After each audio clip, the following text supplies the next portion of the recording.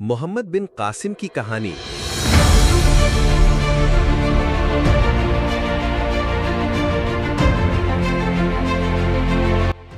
8ویں صدی عیسوی میں برصغیر کی سرزمین پر ایک ایسا نام نمودار ہوا جس نے ہمیشہ کے لیے تاریخ بدل دی۔ یہ نام تھا محمد بن قاسم کا۔ ابتدائی زندگی۔ محمد بن قاسم 695 میں طائف یعنی مکہ کے قریب پیدا ہوئے۔ وہ قبیلہ ثقفی سے تعلق رکھتے تھے۔ کم عمری ہی سے ذہین، نڈر اور بہادر تھے۔ ان کے والد قاسم بن یوسف ثقفی اور چچا حجاج بن یوسف ثقفی عباسی دور کے مشہور گورنر تھے۔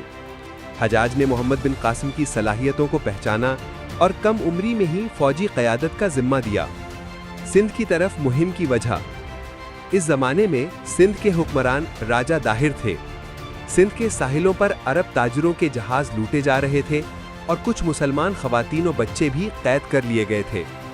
حجاج بن یوسف نے یہ خبر سن کر سخت غصہ کیا اور خلیفہ ولید بن عبد الملک کو اطلاع دی۔ خلیفہ نے سندھ پر فوجی مہم کی اجازت دی۔ پہلے چند چھوٹی فوجیں بھیجی گئیں لیکن ناکام رہیں۔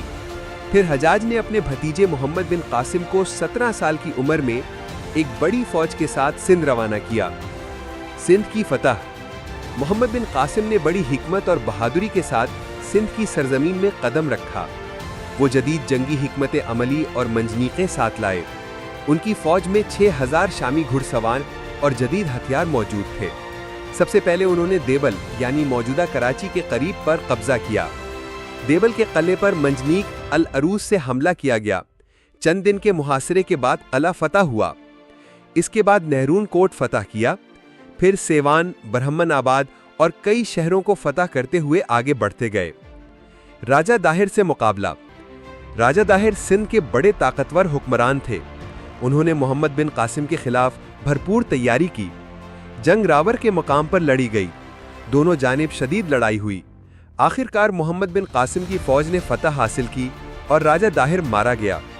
راجہ داہر کی موت کے بعد سندھ کے بیشتر علاقے مسلمانوں کے قبضے میں آ گئے۔ محمد بن قاسم نے عوام کے ساتھ انصاف اور نرمی سے برتاؤ کیا۔ بدھ اور ہندو مذہبی رہنماؤں کو آزادی دی کہ وہ اپنے مذہب پر قائم رہیں۔ اسی انصاف اور رواداری کی وجہ سے مقامی لوگ ان کے حامی بن گئے۔ سندھ میں اسلامی حکومت۔ محمد بن قاسم نے سندھ کو اسلامی خلافت کا حصہ بنایا۔ انہوں نے ٹیکس کا نظام منظم کیا، منصف مقرر کیے اور تجارت کو فروغ دیا۔ عرب تاجر اور علماء یہاں آنے لگے۔ سندھ کو باب الاسلام کہا جانے لگا کیونکہ یہ برصغیر میں اسلام کا پہلا دروازہ تھا۔ انجام۔ محمد بن قاسم کی فتوحات صرف 3 سال پر محیط رہیں، لیکن ان کی کامیابیوں نے پوری اسلامی دنیا میں شہرت حاصل کی۔ بدقسمتی سے جب خلیفہ ولید کا انتقال ہوا اور نیا خلیفہ سلیمان آیا تو حجاج بن یوسف کے خاندان سے ناراضگی کی وجہ سے محمد بن قاسم کو واپس بلایا گیا۔ واپسی پر انہیں گرفتار کر کے قید میں ڈال دیا گیا۔ کچھ روایات کے مطابق ان پر ظلم کیا گیا اور جوانی میں ہی وہ شہید ہو گئے۔ عمر تقریباً 20 سال تھی۔ وراثت۔ محمد بن قاسم کا نام آج بھی برصغیر کی تاریخ میں روشن ہے۔ انہوں نے کم عمری میں اتنی بڑی فتوحات حاصل کی جو بڑے بڑے جرنیلوں کے لیے بھی ناممکن تھیں۔ ان کے عدل، بہادری اور تدبیر نے انہیں ہمیشہ کے لیے یادگار بنا دیا۔ سندھ آج بھی انہیں اپنا ہیرو مانتا ہے۔